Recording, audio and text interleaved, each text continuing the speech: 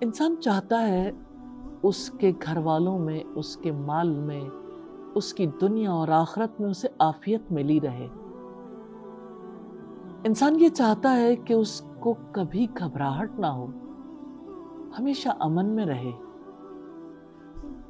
کیسے ممکن ہے؟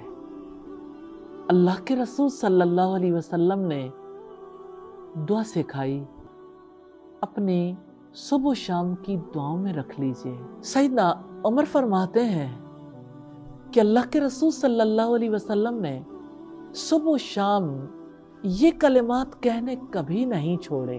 اللہم انی اسألک العافیت فی الدنیا والآخرہ، اللہم انی اسألک العفو والعافیت فی دینی ودنیای واہلی ومالی، اللہم استر عوراتی وآمن رواتی، اللہم احفظنی من بین یدی ومن خلفی وعن یمینی وعن شمالی ومن فوقی، وَأَعُوذُ بِعَظْمَتِكَ أَنْ أُغْتَالَ مِنْ تَحْتِي۔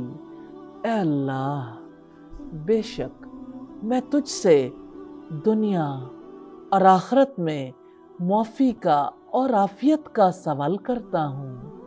اے اللہ، بے شک میں تجھ سے اپنے دین اور دنیا میں اور اپنے اہل و مال میں معافی کا اور عافیت کا سوال کرتا ہوں۔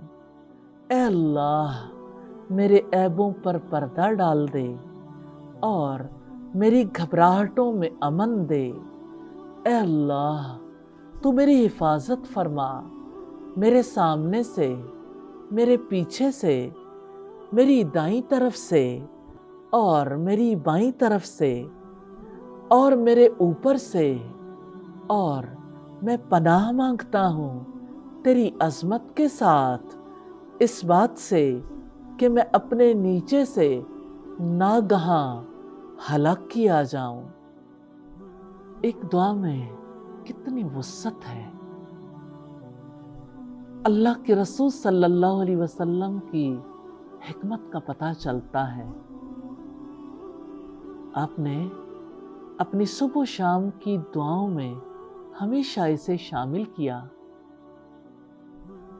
نبی صلی اللہ علیہ وسلم کی سنت پر عمل کیجئے۔ اپنی ہر صبح ہر شام کی دعاؤں میں اس دعا کو شامل کر لیجئے۔ دعا کر لیجئے۔